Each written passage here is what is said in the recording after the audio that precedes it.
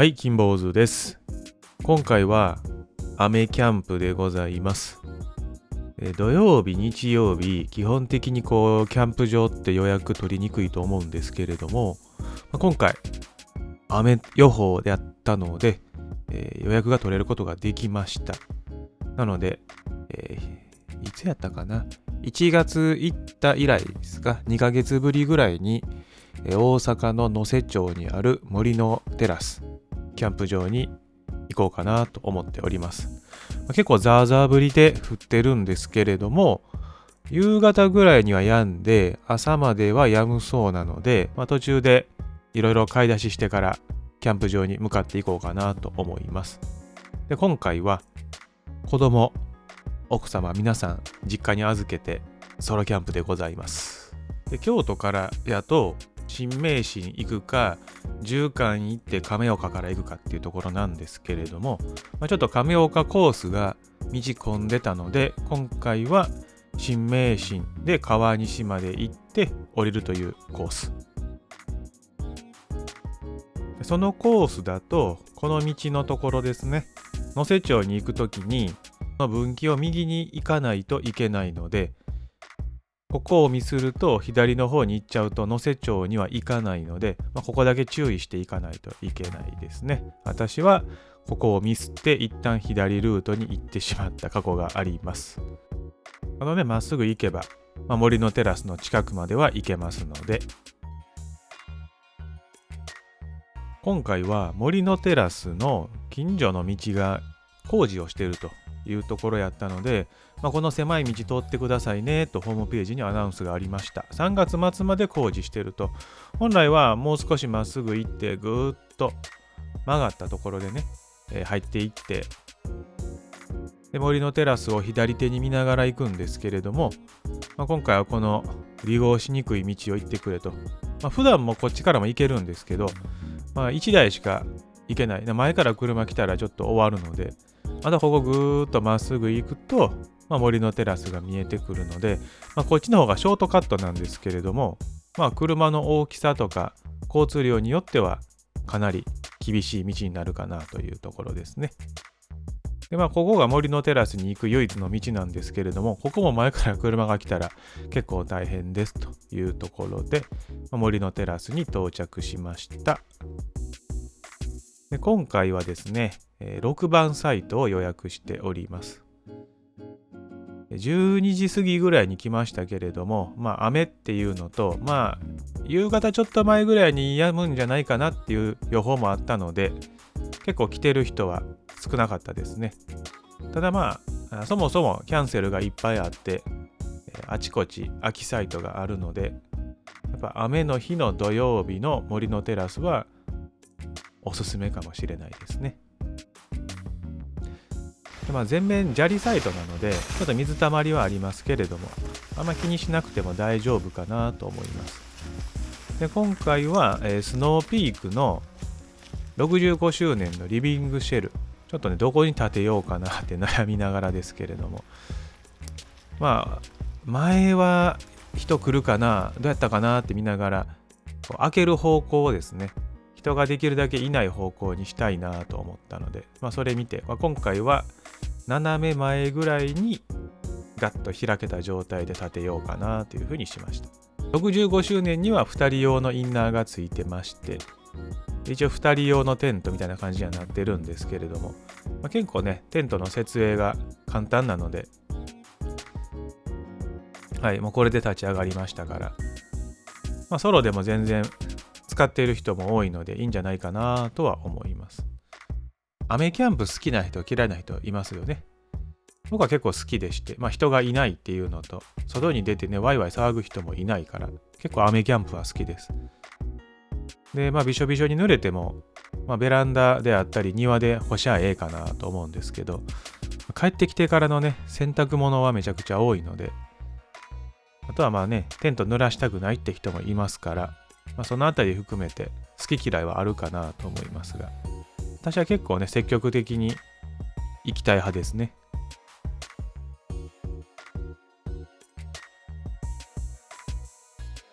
今は2時と1時間半ぐらいかかりましたね。雨降ってたのでちょっと時間かかりましたが、とりあえずざっくりとは終わったので、土曜日に来るのは初めてですね。もっとちっちゃいテントで来たらよかったんですけど、ふと考えたら自分が持ってるテントって一番ちっちゃいのが何になるんでしょうね。ドッグドーム6プロか。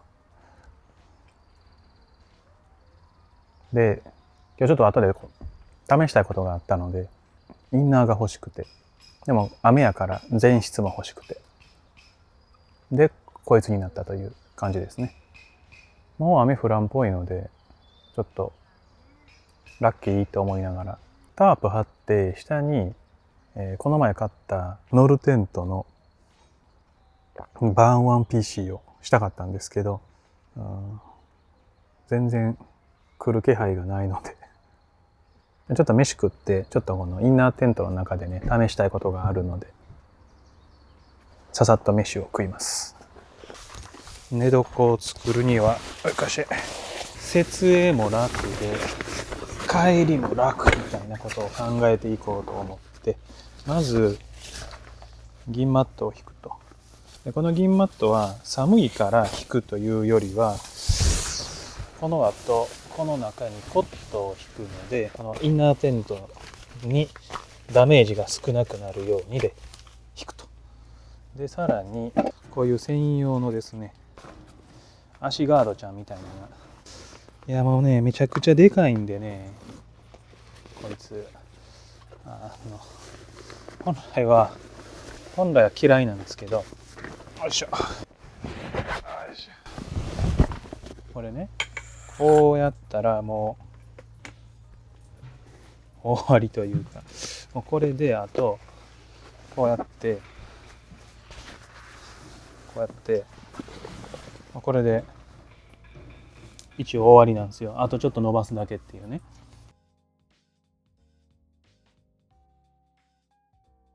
これでことができたと。で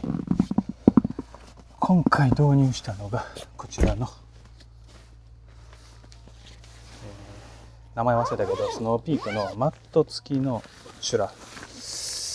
ここからいつもマット膨らましてでシュラフを入れるんですけど、こいつはね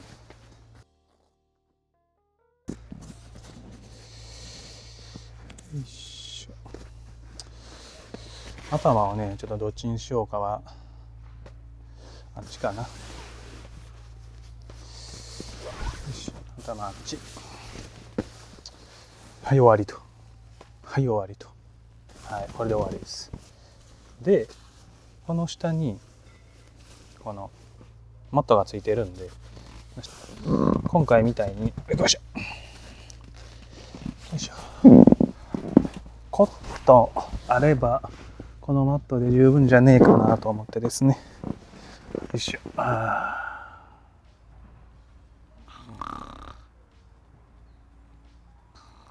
と思って持ってきてて、でさらにここにですね、見えないかもしれないですけどオイルヒーターを持ってきてます。小型ので、ここ閉めたらオイルヒーターで温まりの、寒かったら電気毛布付けの、もっと寒かったら一応ナンガのシュラフも持ってきてるので、そんなに今日は冷えなさそうなんで大丈夫だと思うんですけど、さっと帰れるかなと思っております。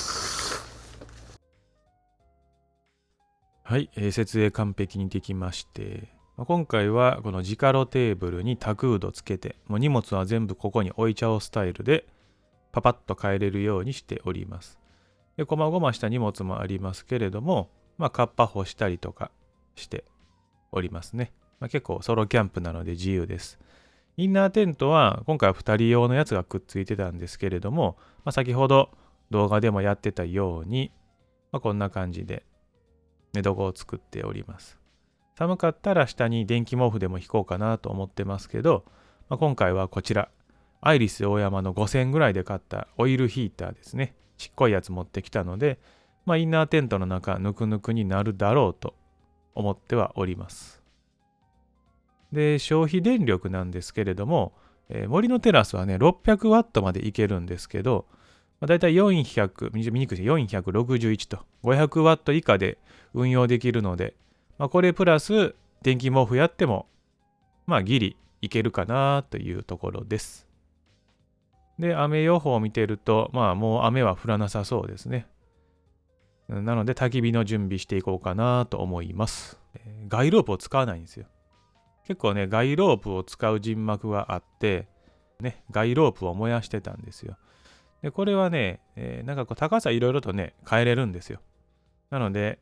このポールの部分で高さを変えて、自分のお好みスタイルに変えていくと。端っこの部分がですね、ゴムとかじゃないので、ちょっとギュッと引っ張ってからみたいな感じがなくて、もう本当に綺麗にピーンと張って、ここのポイントだって決めて、で、そっからペグダウンしないと、綺麗には貼れないんですけれども、いくらやったかな ?6000 円前後ぐらいで買えたかなと思うので、おすすめです。横長メッシュ焚き火台ですね。この焚き火台もね、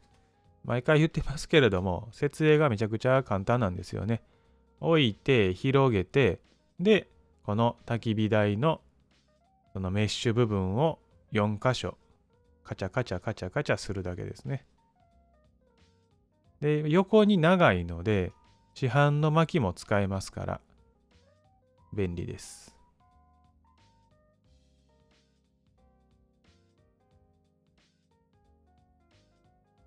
で、着火剤をね、持ってきてなくて、バーナーで一気に火をつけると、上昇であったりとか、なんかその辺なんもないですけれども、普段から火つけりゃええやろっていう感じで思ってますので、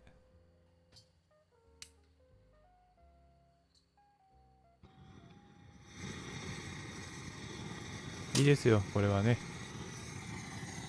一番最初ね、このスタイルでやってて、途中からなんかこう、いろんな動画見てかっこよくつけたいなと思ったんですけれども、最終的にこっちに戻ってきましたね。これか、着火剤ボンと投げ込む感じ。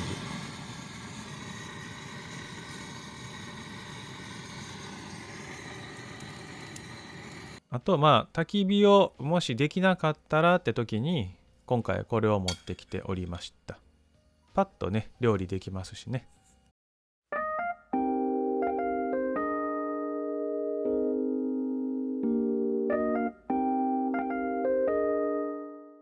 で、ちょっとね、焚き火もできたので、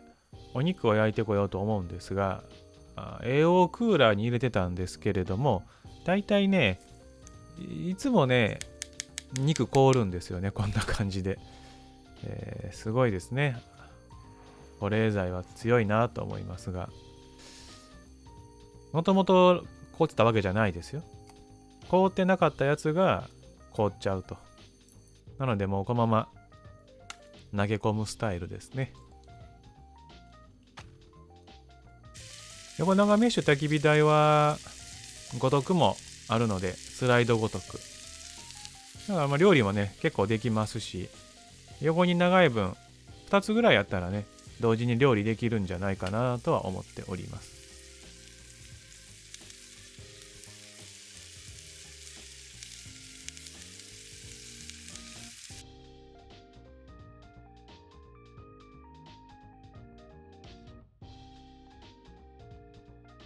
シャワーも浴びてきまして、雨がね、ほぼ降らなかったので、といっても、来た時は雨が降ってたんで、その辺でちょっと、テントは明日には乾かんかなと思います。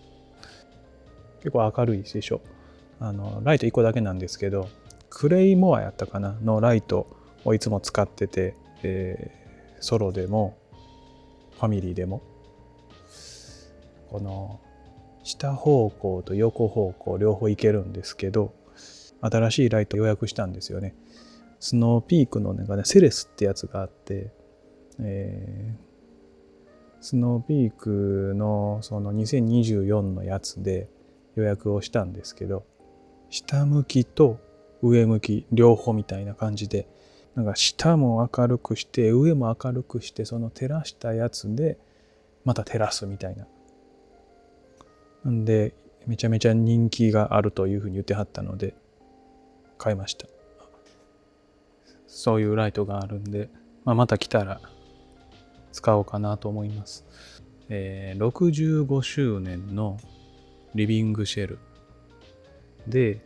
今これ2人用のインナーで、リビングシェルって4人用のインナーもあるんですけど、使えるんかなと思ってて、なんかこうフックの雰囲気を見ると使えそうな気がするんですけど、ちょっとスノーピークにねお問い合わせしてて、使えたら、4人用のやつにもう買って、で夏とかは、ここは寝る場所で、ちょっと荷物を置いて、で前になんかタープとか晴れたらいいなみたいな感じを思ってはいるんですけど、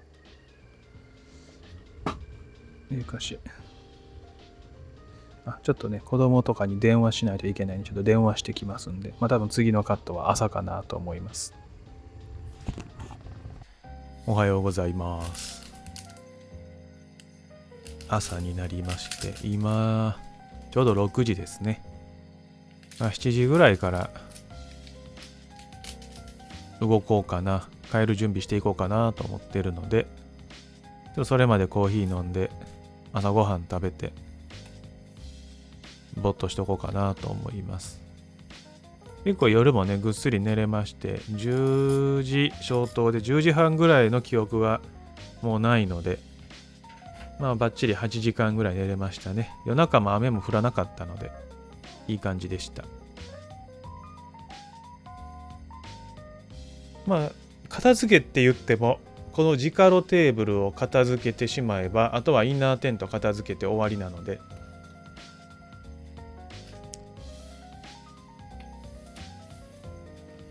多く見積もっても1時間もあれば十分ぐらいかなと思っております。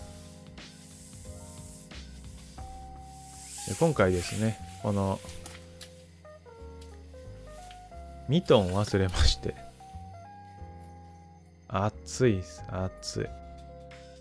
い。さっき帽子取ったのは、この帽子はポリエステルか綿かみたいな感じでねえ、いつもミトン持ってきてるんですけど、今回ちょっと荷物を入れ替えてですね、暑いんですよ。